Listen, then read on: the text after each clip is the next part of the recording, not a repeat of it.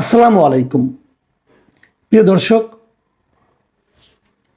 শরীফ ওসমান হাদি তার উপর যে হত্যা চেষ্টাটা হলো সেটা নিয়ে নানা ধরনের কথা হচ্ছে। প্রথমত আমরা যেটা বলতে চাই, তার শারীরিক অবস্থাটা কেমন। তার শারীরিক অবস্থা গুরুতর, কোনো সন্দেহ নাই, মানে খুবই সেন্সিটিভ অবস্থায় উনি আছেন এবং ওনাকে নিয়ে অলরেডি সিঙ্গাপুর চিকিৎসার জন্য পাঠানো হয়েছে, উন্নত চিকিৎসার জন্য। এটা করে সরকার এক ধরনের দায় মোচনের চেষ্টা করেছে। তারা বোঝানোর চেষ্টা করেছে যে তারা তার সর্বোচ্চ চিকিৎসার ব্যবস্থা করছে। আমি নিজেও তা মনে করি, এটাই সবচেয়ে ভালো চিকিৎসার জন্য ওনাকে সিঙ্গাপুরে পাঠানো হয়েছে। ব্যয়বহুল চিকিৎসা নিশ্চয়ই এটা সরকার বহন করবেন, সরকারের বহন করা উচিত। কারণ এই ঘটনার দায় আমি কিন্তু প্রথমত সরকারকে দেব।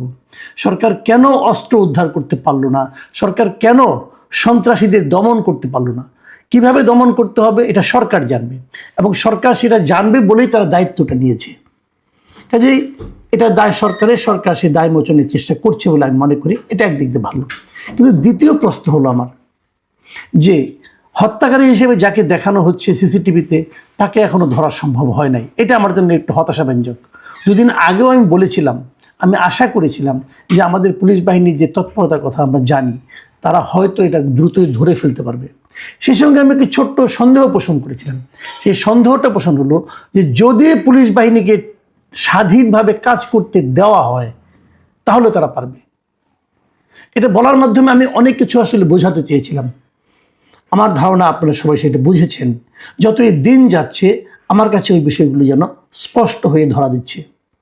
আমি একটা কথা বলি, দেখুন, যিনি হত্যাটা করিয়েছেন অথবা করিয়েছেন তারা তো জানেন যে এই হত্যা তো নয়, হত্যা প্রচেষ্টা, যিনি গুলি করিয়েছেন তারা কি জানেন না এর পরিণতি কি হতে পারে, ধরা পড়লে কি হতে পারে। ধরা যাক, যদি ওই হত্যা প্রচেষ্টাকারী গুলি যে করেছিল, গুলি বর্ষণকারীকে যদি ধরা যায়, নিশ্চয়ই জানা যাবে তাকে কে পাঠিয়েছে এই কাজটা করার জন্য, জানা যাবে। কাজে এটা তো রিস্কি ব্যাপার। এত বড় একটা রিস্ক তারা নিলেন কেন? দেখুন, এটা কিন্তু আম জনতার উপর হত্যার প্রচেষ্টা হচ্ছে না, এটা এমন একজন ক্যারেক্টারের উপর হচ্ছে যাকে আমার বিবেচনা, আমি তো আগেও বলেছি যে জুলাই আন্দোলনে যারা সামনের মুখ ছিল, সেই মুখদের মধ্যে আমার কাছে ওসমান হাদিকে আমি সবচেয়ে বেশি অনেস্ট বলে মনে করেছি। আগেও করতাম, এখনো করি। কিন্তু সেরকম একটা লোককে যখন কেউ হত্যা প্রচেষ্টা করে, তার উপর যখন গুলি চালায়, হত্যার জন্যই গুলি চালিয়েছিল, তারা ভাবেনি যে বেঁচে যাবে। যারা গুলি চালায় তাদের অনেকগুলি উদ্দেশ্য থাকে। কিন্তু অনেকে বলে না যে এক ঢিলে দুই পাখি, আমি তো বলি এখানে এক ঢিলে কয়েকটা পাখি শিকারের চেষ্টা করা হয়েছে। আমি ব্যাখ্যা করেছি কালকে, আরেকবার বলি। দেখুন, আপনারা মনে করতে পারবেন, প্রথমত এই হত্যা প্রচেষ্টাটাকে খুব সাদা চোখে, যাতে নাকি মানুষ মনে করে যে এর সঙ্গে বিএনপি জড়িত অথবা বিএনপির মির্জা আব্বাস জড়িত, এরকম যেন মনে করে, সেরকম একটা দৃশ্যকল্প তৈরির চেষ্টা করা হয়েছিল।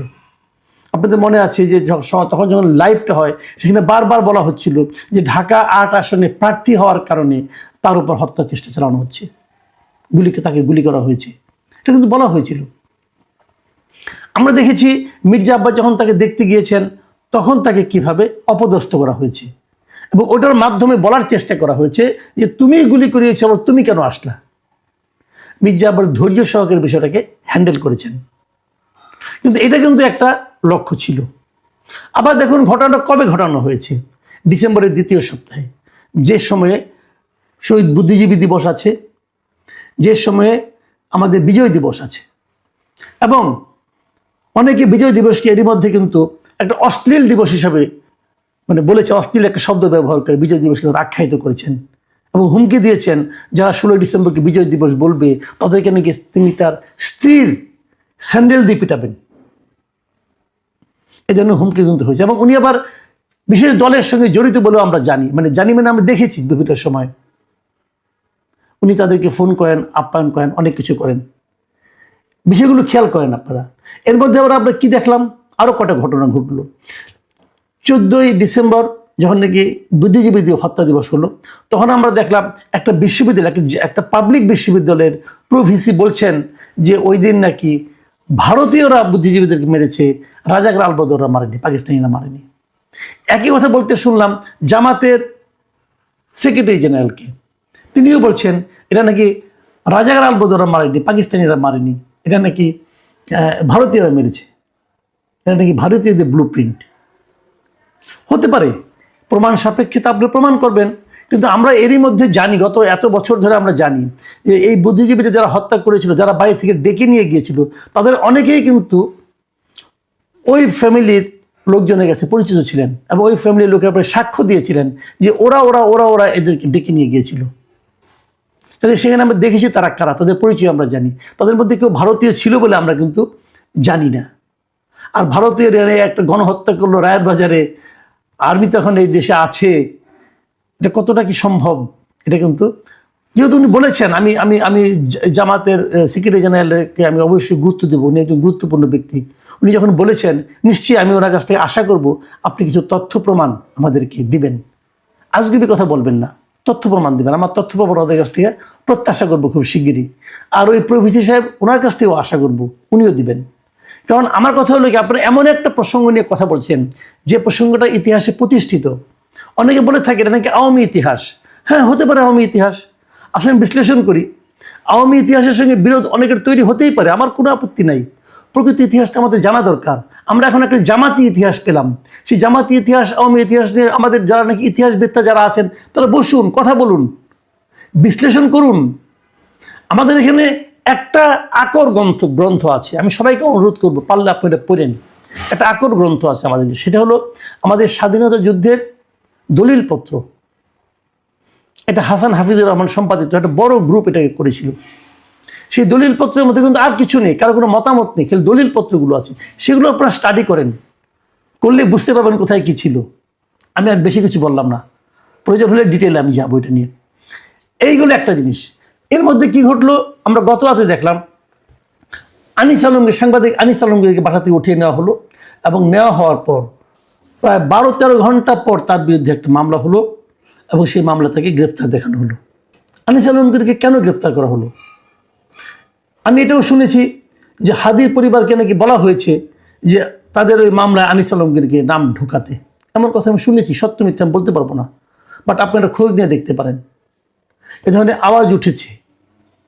অনেকে বলতে শুনেছি যে কালচারাল ফ্যাসিস্ট, এরা নাকি কালচারাল ফ্যাসিস্ট। ডাকসুর ভিপি সাদিক ক্যান তিনি বলে বসলেন যে আগামী শুনুন কথাটা আমি একটু পড়ে শোনাই। উনি বলেছেন আগামী 48 ঘন্টার মধ্যে নিষিদ্ধ লীগের বিরুদ্ধে এলাকা ভিত্তিক চিরুনি অভিযান করতে হবে। নিষিদ্ধ ঘোষিত সংগঠনের বিভিন্ন স্তরের সব সন্ত্রাসীকে গ্রেপ্তার করতে হবে এবং সব ধরনের অবৈধ অস্ত্র উদ্ধার করতে হবে। খুব ভালো কথা। প্রথমত কথা, উনি নিষিদ্ধ লীগ বললেন কেন? লীগ নিষিদ্ধ নয় বাংলাদেশে এখন পর্যন্ত। লীগ বাংলাদেশের কার্যক্রম স্থগিত করা হয়েছে, নিষিদ্ধ করা হয়নি। সাদিক কায়েম সাহেব আপনার মনের কথা প্রকাশ করে ফেলবেন না। আপনি ডাকসুর ভিপি, ছাত্র সংগঠনের ভিপি, আপনি একটা ছাত্র প্রতিনিধি, আপনি হুট করে আবেগের বশবর্তী অনেক কথা বলে ফেলছেন আপনি, কিন্তু আমি লক্ষ্য করছি। আচ্ছা, আরেকটা কথা বলছেন কি, নিষিদ্ধ ঘোষিত সংগঠনের বিভিন্ন স্তরের সব সন্ত্রাসীকে গ্রেপ্তার করতে হবে।